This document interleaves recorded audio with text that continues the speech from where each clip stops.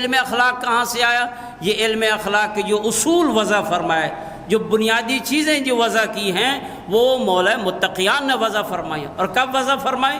ذرا اس کا پس منظر بھی دیکھیے۔ صفین کی جنگ لڑ کر آ رہے ہیں جس میں بہادری، شجاعت، قتل و قتال، جنگ و جدال، زخمی، شہید، یہ سب کچھ منظر تھا۔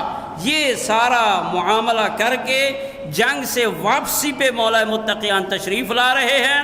اپنے بیٹے حضرت امام حسن علیہ السلام کو انسان کی ویلیوز اور انسان کی اقدار اور صفات حسنہ اور صفات سیئہ کے حوالے سے ایک مختصر سی وصیت اور مختصر سی نصیحت اور مکتوب لکھ کر دیا۔ فرمایا یہ ہے انسان کی اخلاق اور انسان کی ویلیوز، جس پہ اگر انسان کاربند رہے گا وہ انسان کامیاب ہو جائے گا۔ اس سے تمام علماء نے لکھا ہے، علماء تشیع نے بھی لکھا ہے، علماء اہل سنت نے بھی ان اصول علم اخلاق کو، جو اقدار ہیں انسانی اقدار، پڑھیں ان کو۔ حضرت جناب علامہ سید رضی رحمۃ اللہ علیہ جنہوں نے نہج البلاغہ کو جمع فرمایا ہے، انہوں نے اس کو نقل کیا ہے۔ اور پھر علماء اہل سنت میں سے ایک بہت بڑے عالم دین ہیں ابو احمد عبداللہ ابن العسکری، انہوں نے بھی اپنی ایک کتاب میں ان اصولوں کو، اصول علم اخلاق، اس کو لکھا ہے جو مولا متقیان دے کر گئے امت کو۔